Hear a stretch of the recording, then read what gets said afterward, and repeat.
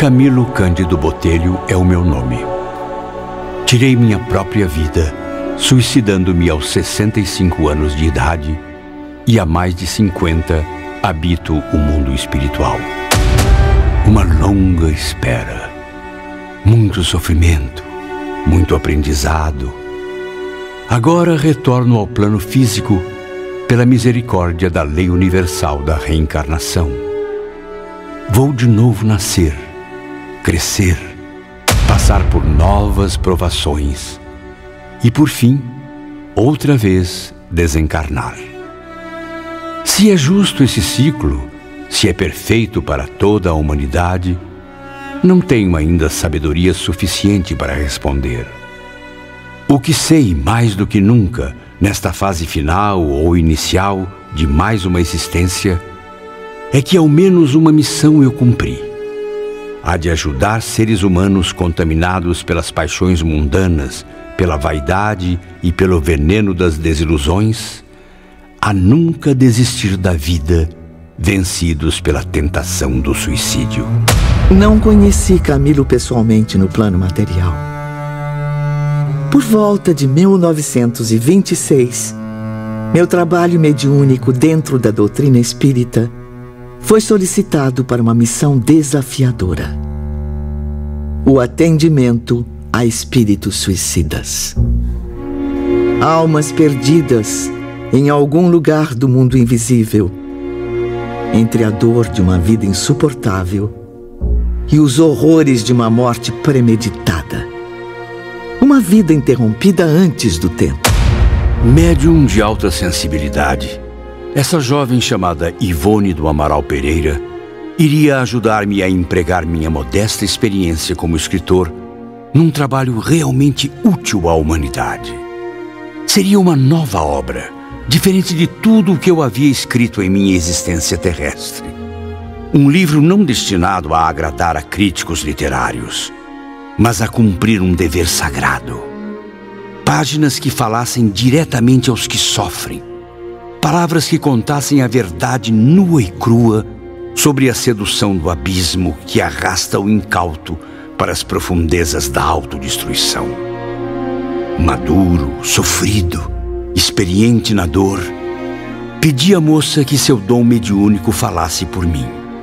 E que ela, ao psicografar, não só contasse minha história, mas que pintasse com tintas reais um quadro forte. Quanto mais horrenda a ferida exposta, maior o efeito sobre quem a vê. Ivone sabe de mim tanto quanto eu próprio sei.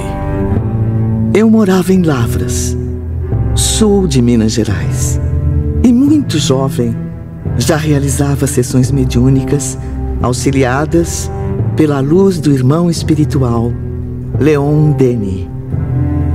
Certa noite, recebi dentre os numerosos espíritos de suicidas com os quais mantive intercâmbio as primeiras palavras de um homem gentil e muito culto, o qual vinha saber no decorrer de seus depoimentos tratar-se de um dos maiores nomes da literatura portuguesa.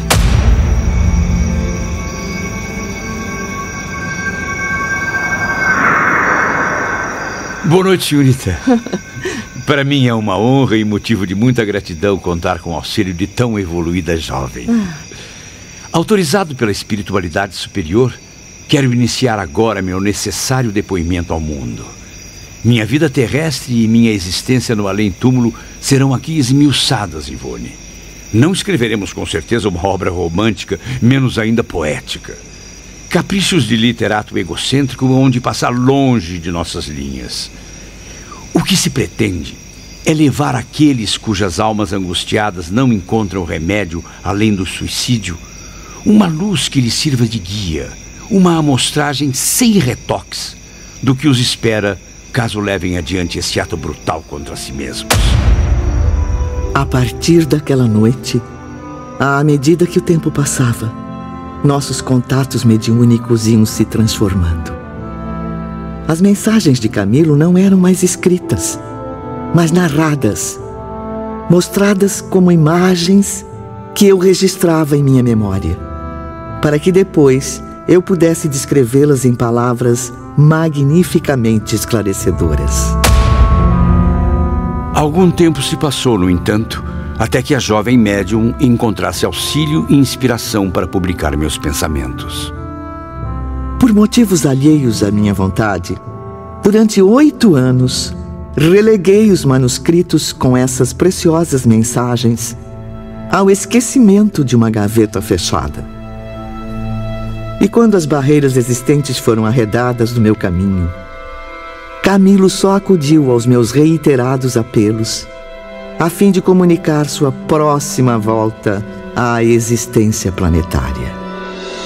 Encontrei-me então em uma situação difícil para redigir o trabalho, pois eu não era escritora, não me sobrando capacidade para, por mim mesma, tentar a experiência. Ivone orou, porém, durante 8 anos, diariamente, sentindo no coração o ardor de uma chama viva de intuição, sugerindo que aguardasse o futuro, não destruindo os antigos manuscritos. Tenho as mais fortes razões para afirmar que a palavra dos Espíritos é cena viva e criadora, real, perfeita.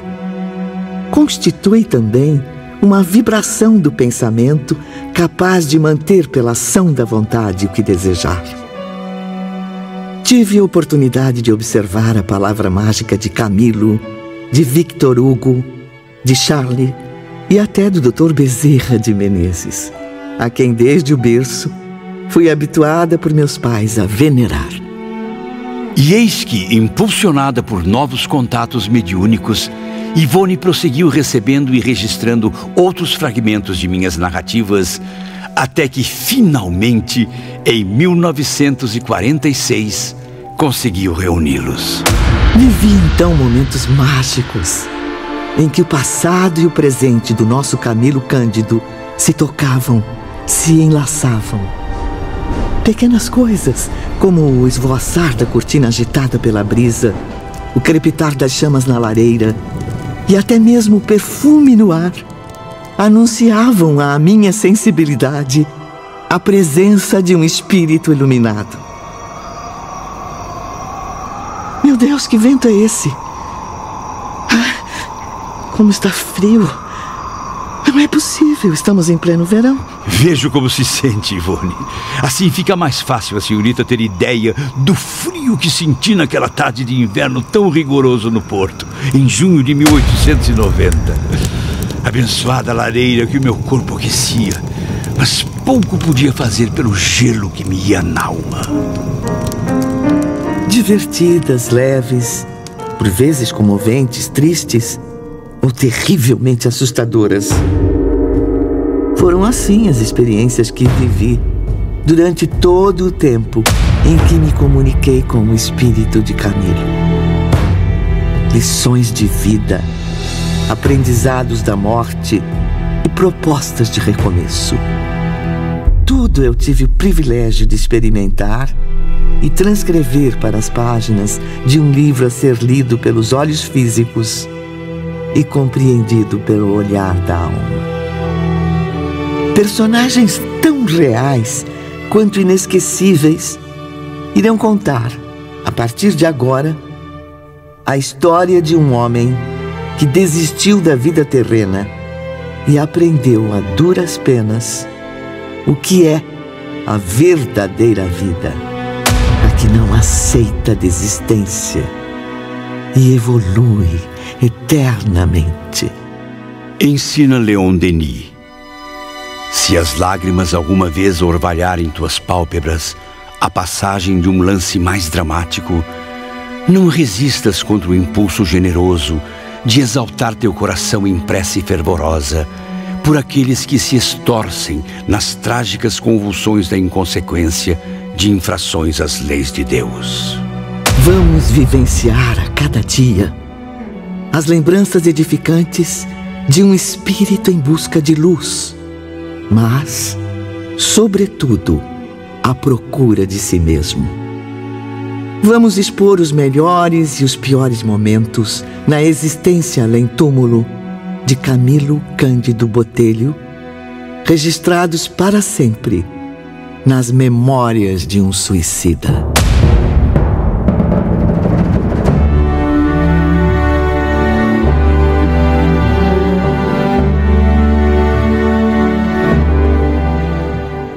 São Miguel de Seide, Portugal, 1º de junho de 1890.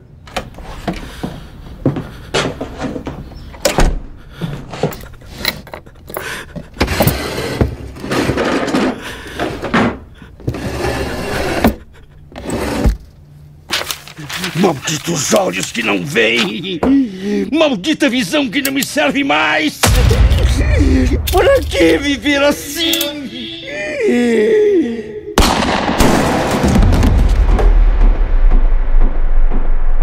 Dizem que no instante da morte, passa-se em poucos segundos o filme inteiro de nossa vida, numa espécie de tela da mente.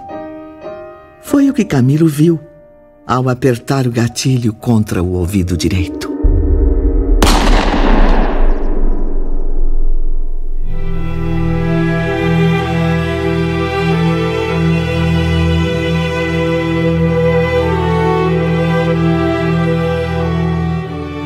Camilo passou pela vida e a vida passou por ele em apenas alguns segundos. Segundos de alegrias e tristezas, sonhos e desilusões, encontros e desencontros, vida e morte.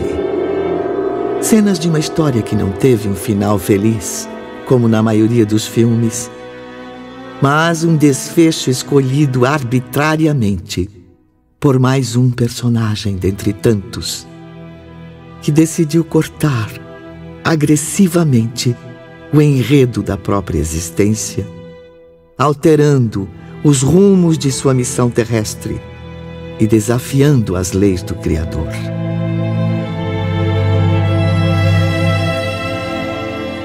Queridos irmãos, a partir de agora, vamos voltar no tempo e viajar juntos ao fim do século XIX. Onde inicia-se a comovente trajetória de um espírito suicida e sua inesquecível missão. Camilo Cândido Botelho, que Deus o abençoe. Sua jornada no além acaba de começar.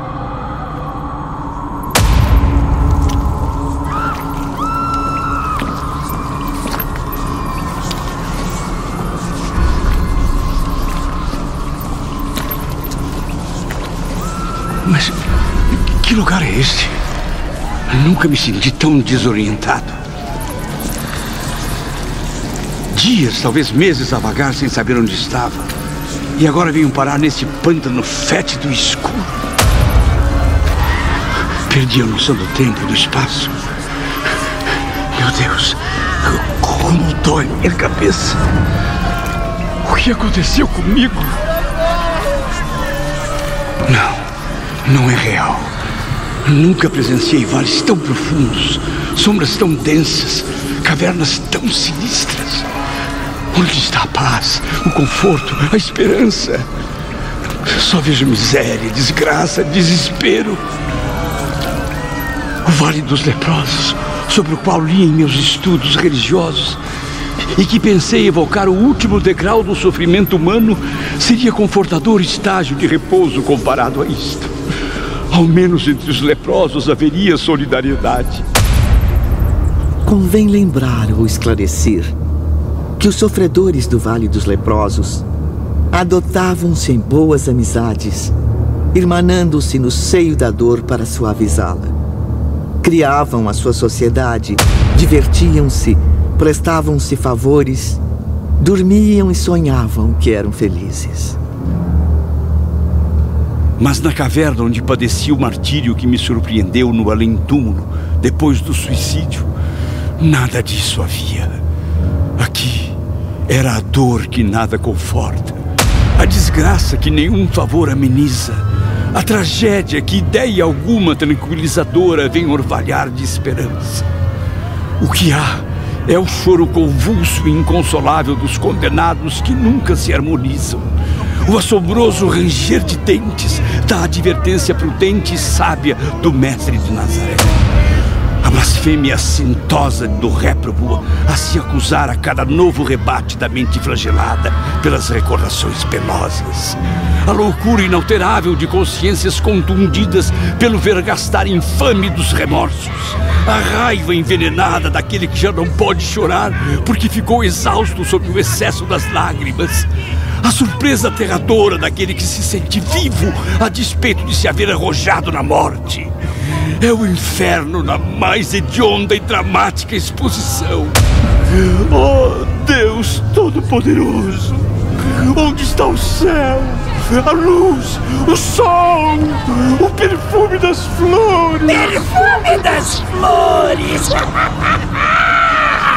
Não está sentindo? Respire fundo. Sinta o aroma tradicional da região. O da matéria apodrecendo, criminoso!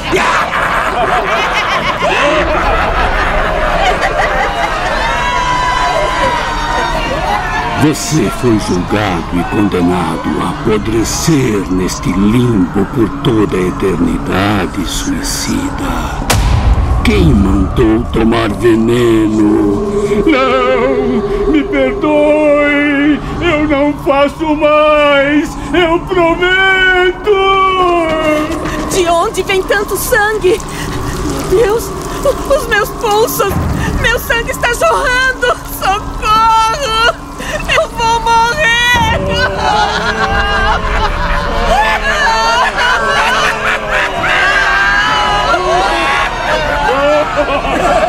Coitadinha, ela vai morrer!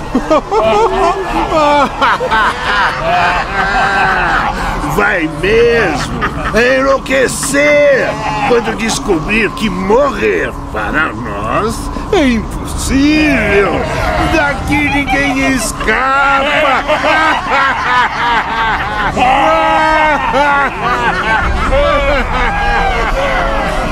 Bem-vinda à escória do universo. Veja como o povo é bonito aqui.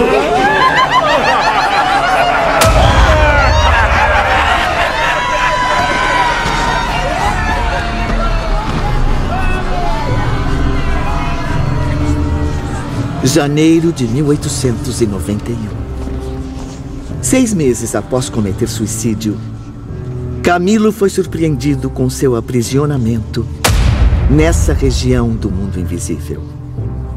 Quem ali temporariamente permanecia eram criminosos de todas as espécies. Falanges de suicidas arrastavam-se no turbilhão de desgraças em que se envolveram. Criaturas ainda presas às forças vitais do corpo. Figuras impressionantes, exibindo as medonhas consequências da autoviolência cometida. Eram portugueses, espanhóis, brasileiros, africanos de colônias portuguesas. Espíritos fartos da vida que não quiseram compreender. Aventureiros, jogando-se ao desconhecido. Loucos desfigurados, à procura de esquecimento e alívio nos abismos da morte. O além-túmulo, Ivone, está longe de ser a abstração que se imagina na Terra, ou as regiões paradisíacas fáceis de conquistar com algumas poucas fórmulas inexpressivas. Ele é, antes, simplesmente a vida real, e o que encontramos ao penetrar suas regiões é vida. Vida intensa, Camilo. Sabiamente dividida em continentes e falanges, como a Terra, em nações e etnias. É no invisível, mais do que em mundos planetários, que as criaturas humanas colhem inspiração para os progressos que lentamente aplicam no orbe terrestre. Não os convidarei a crer, meus amigos. Não é assunto que se imponha à crença, simplesmente, mas ao raciocínio, ao exame, à investigação. O que desejo antes e acima de tudo é que se eximam de conhecer essa realidade através dos canais trevosos a que me expus cometendo o suicídio por desconsiderar a advertência de que a morte nada mais é do que a verdadeira forma de existir. De outro modo, o que se poderia supor existir nas camadas invisíveis que contornam os mundos ou planetas, senão a matriz de tudo quanto neles se reflete? Negar o que se desconhece, por se não encontrar a altura de compreender o que se nega, é loucura incompatível com os dias atuais. O que conhece o homem, aliás, do próprio planeta onde tem renascido desde milênios?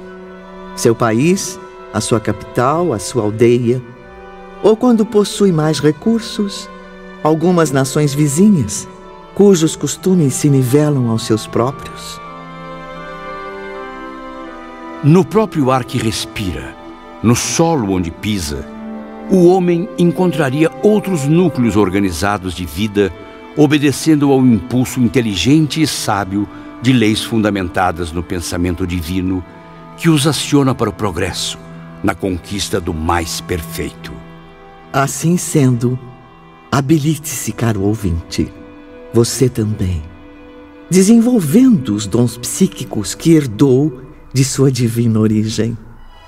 Impulsione pensamento, vontade, ação, coração, através da espiritualidade superior, e atingirá as esferas astrais que circundam a Terra.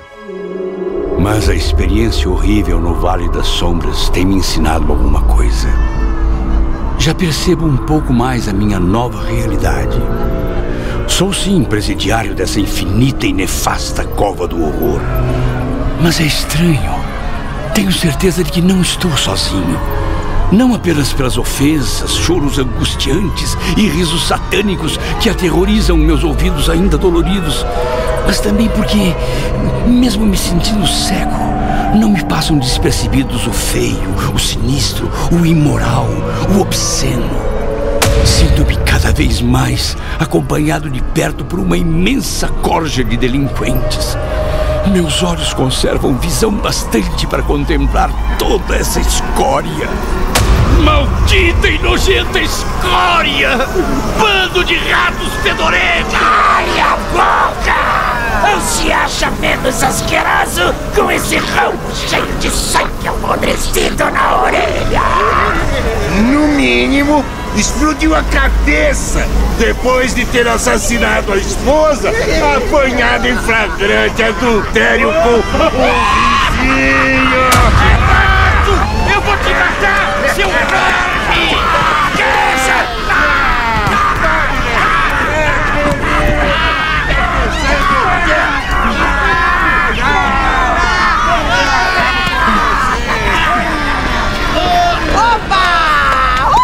Hoje tem espetáculo! Eu quero participar também! Posso arrancar a outra orelha do portuguesinho traído? Isso é assunto pra homem! Esse é assunto pra homem! Chama daqui, meretrinho!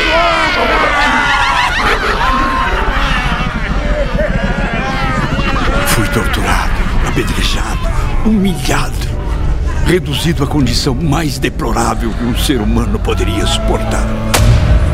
Contaminado pelas provocações, envolvido nas vibrações pesadas daquelas entidades espirituais embrutecidas, e caí na lama em violentos embates contra os mais agressivos condenados.